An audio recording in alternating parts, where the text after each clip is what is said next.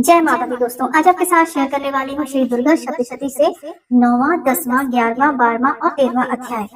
9वां अध्याय निशुंभ वध। मैं अर्धनारीश्वर के श्री विग्रह की निरंतर शरण लेती हूँ। उनका वर्ण बंदूक पुष्प और स्वर्ण के समान रक्त पीत मिश्रित है।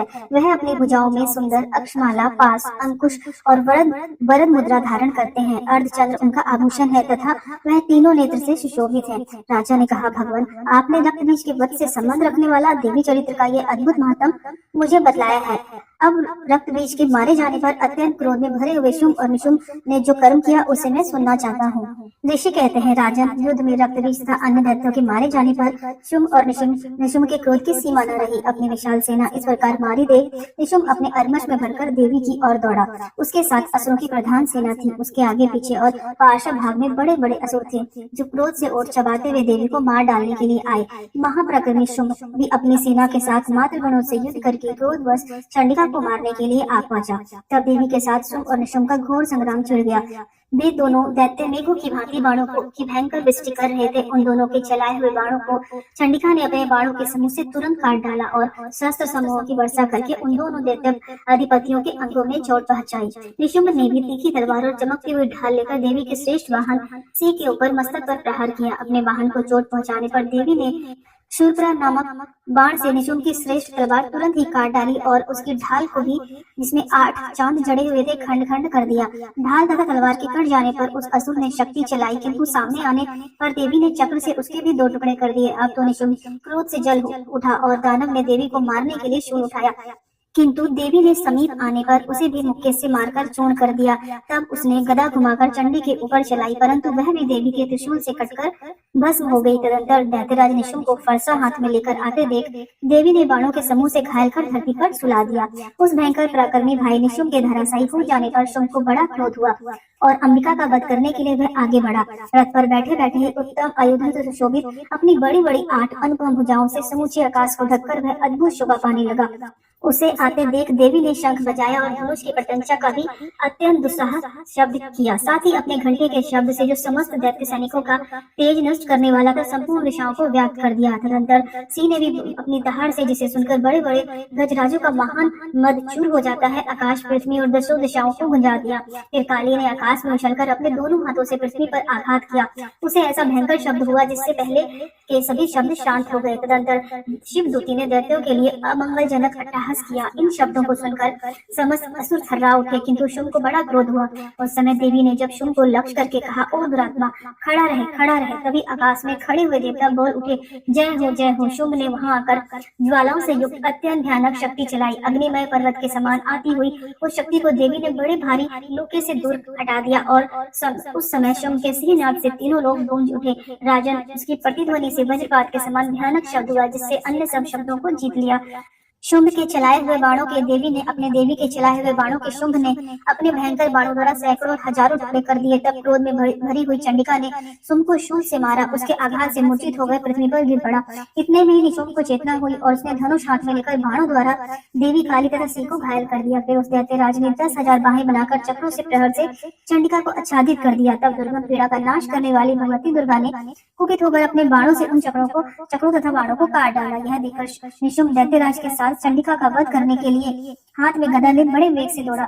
उसके आते ही चंडिका ने तीखी धार वाली तलवार से उसकी गर्दन को शीघ्र ही काट डाला। तब उससे शूल हाथ में ले लिया। देवताओं को पीड़ा देने वाला निशुंभ को शूल हाथ में लिए आते देख चंडिका ने वेग से चलाए हुए अपने शूल से उसकी छाती छीन डाली। शूल से विलीन हो जाने पर भी उसकी छाती से एक दूसरा महाबली महापराक्रमी पुरुष खड़ी रहे कहता हुआ निकला। उस निकलते हुए पुरुष की बात सुनकर देवी ठाका मारकर हंस पड़ी और खड़क से उन्होंने उसका मस्तक काट डाला। फिर तो वह पृथ्वी पर गिर पड़ा। तदंतर सिंह अपने दाढ़ों से असुरों की गर्दन कुचलकर खाने लगा। यह बड़ा भयंकर दृश्य था।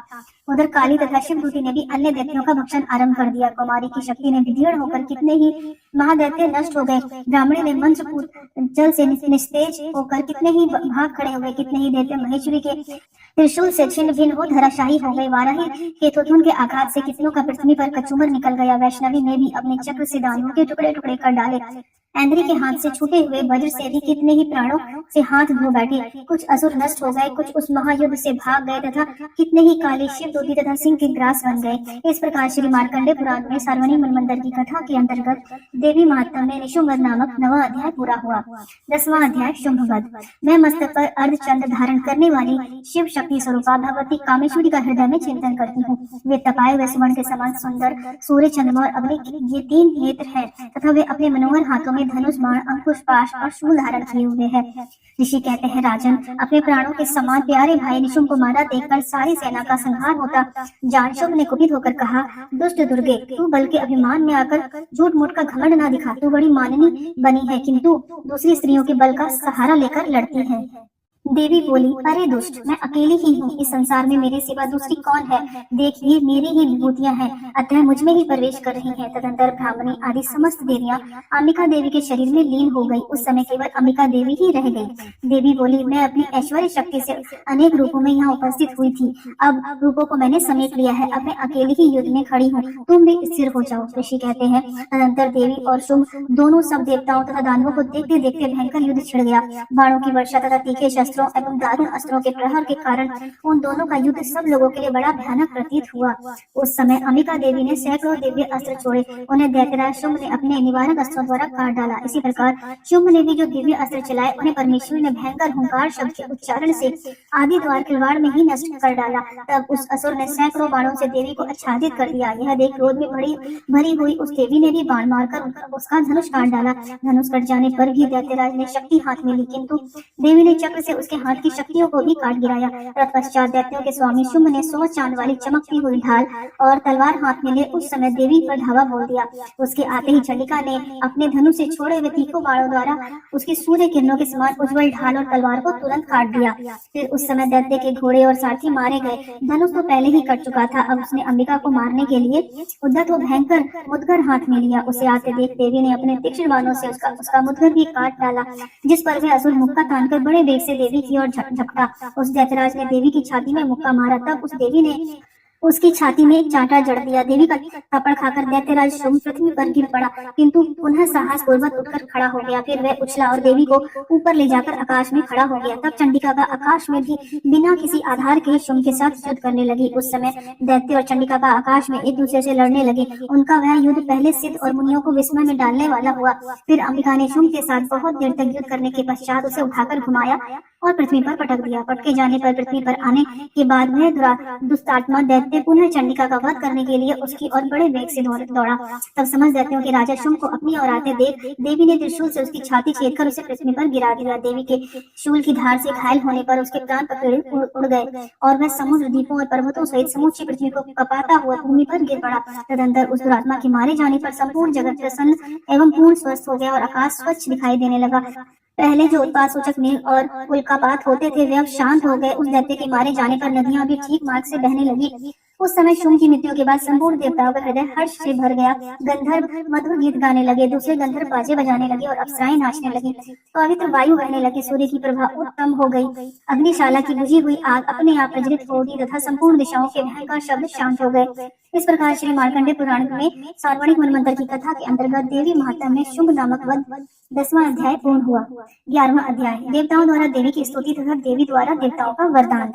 मैं भुवनेश्वरी देवी का ध्यान करती हूँ। उनके श्रीअंगों की आभा प्रातः काल के सूर्य के समान है और मस्तक पर चंद्रमा का मुकुट है। वे उभरे हुए स्तनों और 3 नेत्रों से युक्त है। उनके मुख पर मुस्कान की छटा छाई रहती है और हाथों में वरद, अंकुश, पास एवं अभय मुद्रा शोभा पाते हैं। ऋषि कहते हैं, देवी के द्वारा महादैत्यपति शुंभ के मारे जाने पर इंद्रादि देवता अग्नि को आगे करके उन कात्यायनी देवी की स्तुति करने लगे। उस समय अभिष्ट की प्राप्ति होने से उनके मुख कमल दमक उठे और उनके प्रकाश से दिशाएं जगमगा उठी। देवता बोले, शरणागत की पीड़ा दूर करने वाली देवी हम पर प्रसन्न हो। संपूर्ण जगत की माता हम पर प्रसन्न हो। विश्वेश्वरी, विश्व की रक्षा करो। देवी तुम्हारी चराचर जगत की अधीश्वरी, तुम इस जगत का एकमात्र आधार हो, क्योंकि पृथ्वी रूप में ही तुम्हारी स्थिति है। देवी तुम्हारा पराक्रम अलंघनीय अवर्णनीय है। तुम जल रूप में स्थित होकर संपूर्ण जगत की तृप्ति करती हो। तुम अनंत बल संपन्न वैष्णवी हो, इस विश्व की कारण भूता परा माया हो। देवी, तुमने इस समस्त जगत को मोहित कर रखा है।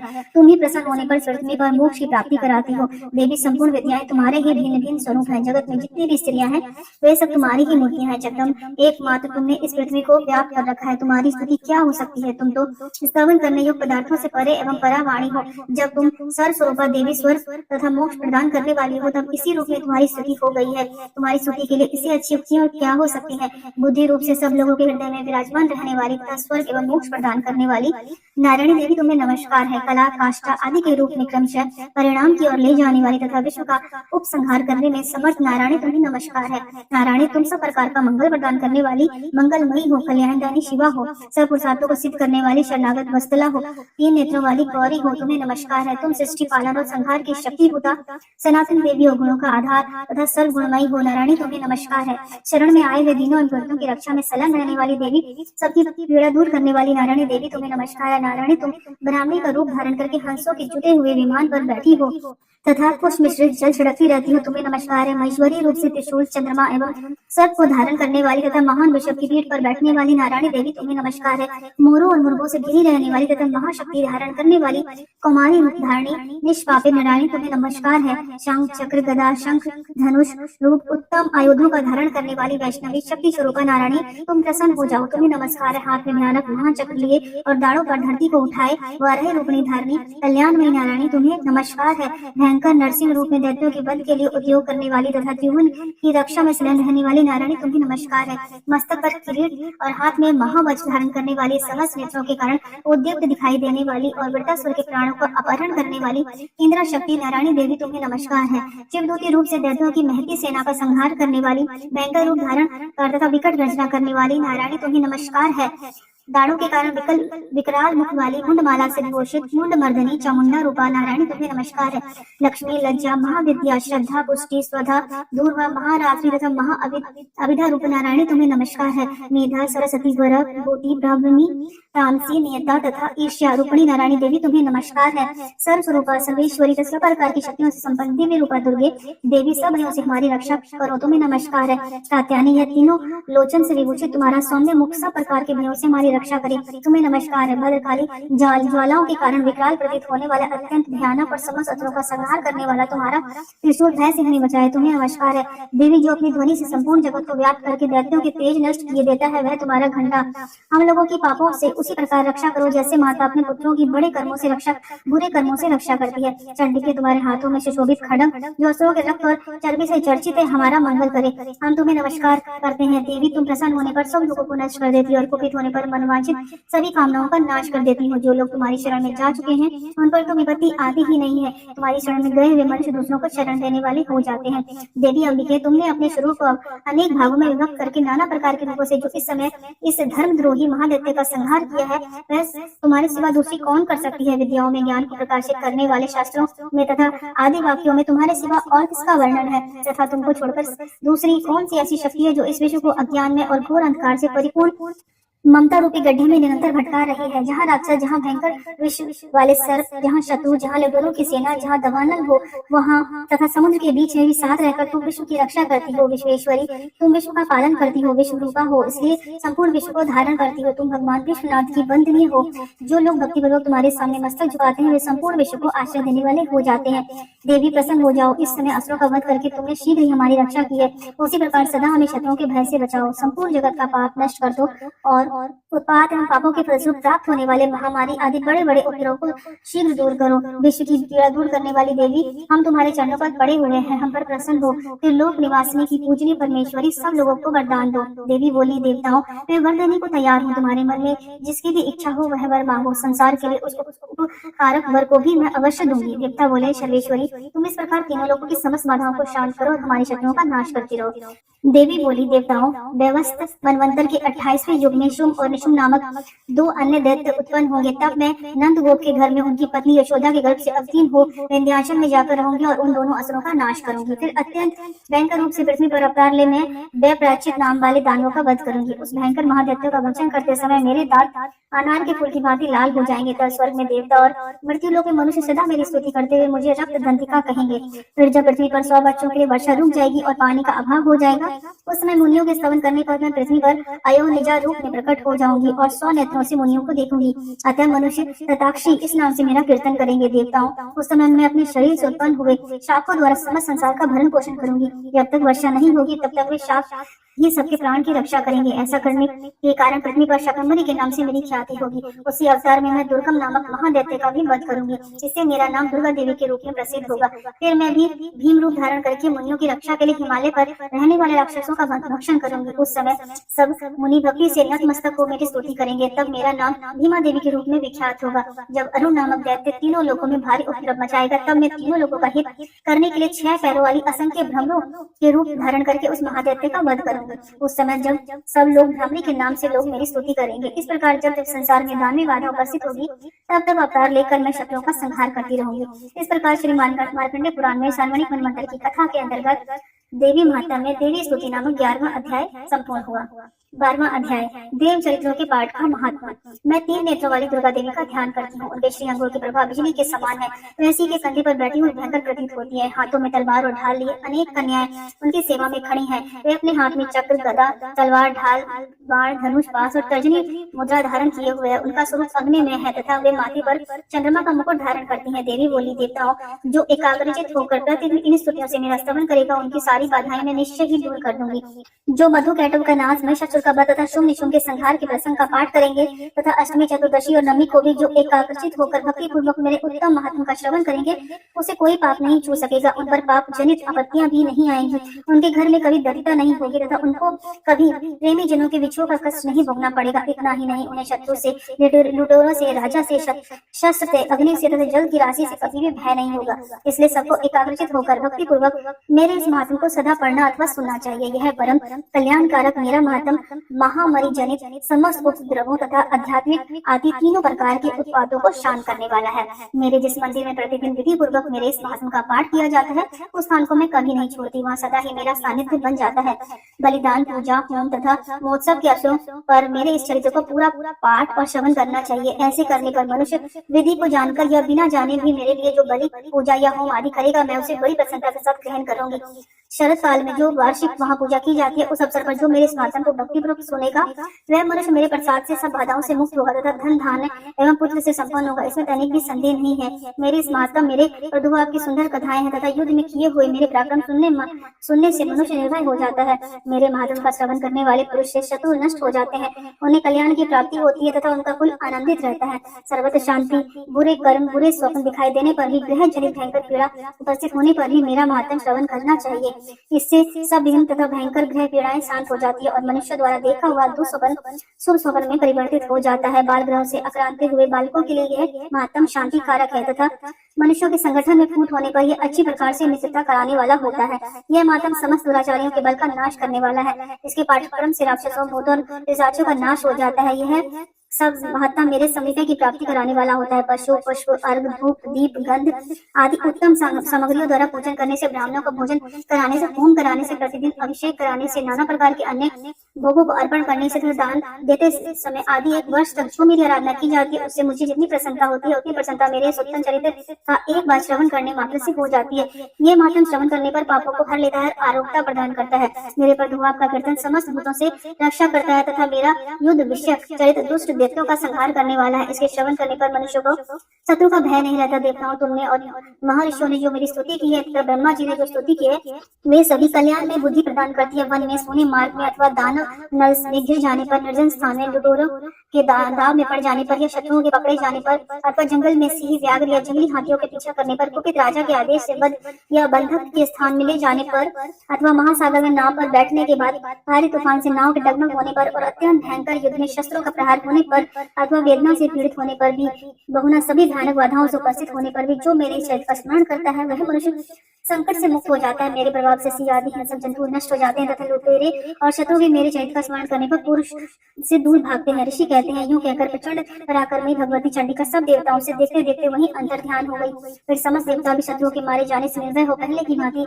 यज्ञ भाग का उपभोग करते हुए अपने अपने अधिकार का पालन करने लगे। संसार का विध्वंस करने वाला महाभयंकर अतुल पराक्रमी देव शत्रु शुंभ तथा महाबली निशुंभ के युद्ध में देवी द्वारा मारे जाने पर शेष दैत्य पाताल लोक में चले गए। राजन, इस प्रकार भगवती अंबिका देवी नित्य हुई और पुनः पुनः प्रकट होकर जगत की रक्षा करती रही। वे ही इस विश्व को मोहित करती है, वे ही जगत को जन्म देती है, वे ही प्रार्थना करने पर संतुष्ट हो जाती है, विज्ञान और समृद्धि प्रदान करती है। राजन, महाप्रलय के समय महामारी का रूप धारण करने वाली वे महाकाली समस्त ब्रह्मांड में व्याप्त है। वे ही समय समय पर महामारी होती है और वे ही स्वयं अजन्मा होती है। वे सृष्टि के रूप में प्रकट होती है। वे सनातनी देवी ही समय अनुसार संपूर्ण भूतों की रक्षा करती है।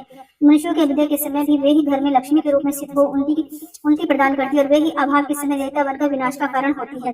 पुष्प, धूप और गंध आदि से पूजन करके उनकी स्तुति करने पर वे धन, पुत्र, धार्मिक बुद्धि तथा उत्तम गति प्रदान करती है। इस प्रकार श्री मार्कंडेय पुराण में सार्वजनिक वन मंत्र की कथा के अंतर्गत देवी महात्मा में फल स्तुति नामक 12वां अध्याय पूरा हुआ। 13वां अध्याय सूरत और वैश्य को देवी का वरदान। जो उदय काल के सूर्य मंडल की क्रांति धारण करने वाली है, जिनके 4 भुजाएं और 3 नेत्र हैं तथा जो अपने हाथों में पाश, अंकुश, वर एवं अभय मुद्रा धारण किए रहती है, उन शिवा देवी को मैं ध्यान करती हूँ। ऋषि कहते हैं, राजन, इस प्रकार मैंने तुमसे देवी के महत्व का वर्णन किया है जो इस जगत को धारण करती है। उन देवी का ऐसा ही प्रभाव है, वे ही विद्या उत्पन्न करती है। भगवान विष्णु की महामाया स्वरूपा उन भगवती के द्वारा ही तुम ये वैश्य तथा अन्य विवेक जन मोहित रहते हैं, मोहित हुए और आगे भी मोहित होंगे। महाराज, तुम उन्हीं परमेश्वरी की शरण में जाओ। आराधना करने पर वे मनुष्यों को भोग, स्वर्ग और मोक्ष प्रदान करती है। मार्कंडेय जी कहते हैं, क्रॉसटॉक कीजिए। मेधा मुनि के ये वचन सुनकर राजा सूरत ने उत्तम व्रत का पालन करने वाले उस महाभाग महर्षि को प्रणाम किया। वे अत्यंत ममता और राज्य और हंस से खिन्न हो चुके थे। महामुनि इसलिए विरक्त होकर वे राजा तथा वैश्य तत्काल तपस्या को चले गए और वे जगदम्बा के दर्शन के लिए नदी के तट पर रहकर तपस्या करने लगे। वे वैश्य उत्तम देवी सुख का जाप करते हुए तपस्या में प्रवृत्त हुए। वे दोनों नदी के तट पर देवी की मिट्टी की मूर्ति बनाकर पुष्प, धूप और हवन आदि के द्वारा उनकी आराधना करने लगे। उन्होंने पहले तो आहार को धीरे धीरे कम किया, फिर बिल्कुल निराहार रहकर देवी में ही मन लगा एकाग्रता पूर्वक उनका चिंतन आरंभ कर दिया। वे दोनों अपने शरीर के रक्त से प्रक्षेपित बलि देते हुए लगातार 3 वर्ष तक संयम पूर्वक आराधना करते रहे। इस पर प्रसन्न होकर जगत को धारण करने वाली चंडिका देवी ने प्रत्यक्ष दर्शन देकर कहा, देवी बोली, राजन तथा अपने कुशल को आनंदित करने वाले वैश्य, तुम लोग जिस वस्तु की अभिलाषा रखते हो वह मुझसे मांगो, मैं संतुष्ट हूँ, अतः तुम्हें मैं सब कुछ दूंगी। मार्कंडेय जी कहते हैं, तब राजा ने दूसरे जन्म में नष्ट न होने वाला राज्य मांगा और इस जन्म में शत्रुओं की सेना को बलपूर्वक नष्ट करने और पुनः अपना राज्य प्राप्त करने का वरदान मांगा।